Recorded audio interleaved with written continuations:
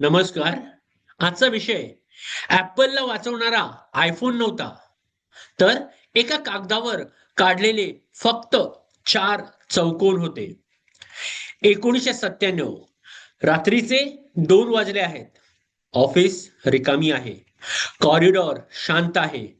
काही कर्मचारी घरी जाण्याऐवजी अजूनही संगणकासमोर बसले आहेत. कारण त्यांना एकच भीती आहे. कदाचित पुढच्या महिन्यात ही कंपनी अस्तित्वातच नसेल. आज जगातील सर्वात मौल्यवान ब्रँड म्हणून ओळखली जाणारी ॲपल त्या रात्री दिवाळखोरीपासून काही आठवड्यावर उभी होती.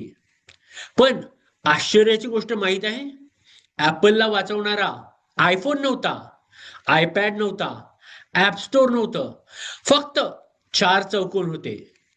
बहुतेक लोकांना वाटतं कंपनी संकटात आली की आणखी काहीतरी नवीन करायचं असतं.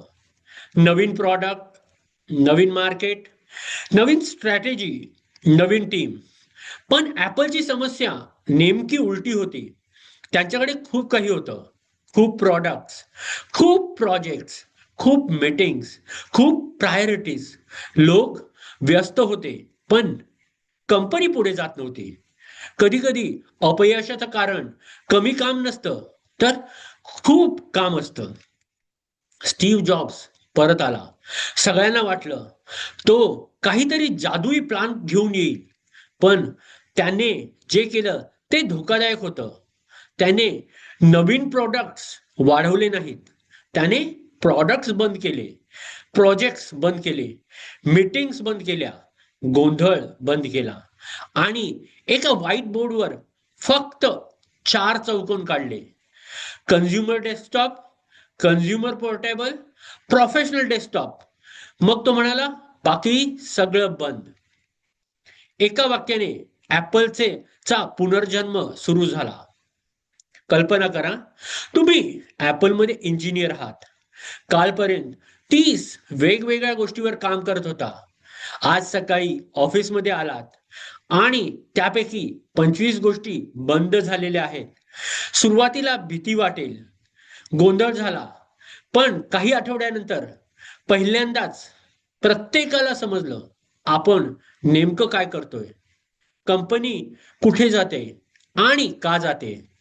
जेव्हा लक्ष एका दिशेला जातं तेव्हा ऊर्जा वाढते, इनोव्हेशन वाढतं, एक्झिक्युशन सुधारतं. आयमॅक आला, आयपॉड आला, आयट्यून आलं, आयफोन आला. पण ही यशाची सुरुवात नव्हती. ही फक्त फोकसच्या निर्णयाचं फळ होतं. स्टीव्ह जॉब्सने ऍपलला टेक्नॉलॉजी शिकवली नाही, त्याने क्लॅरिटी शिकवली.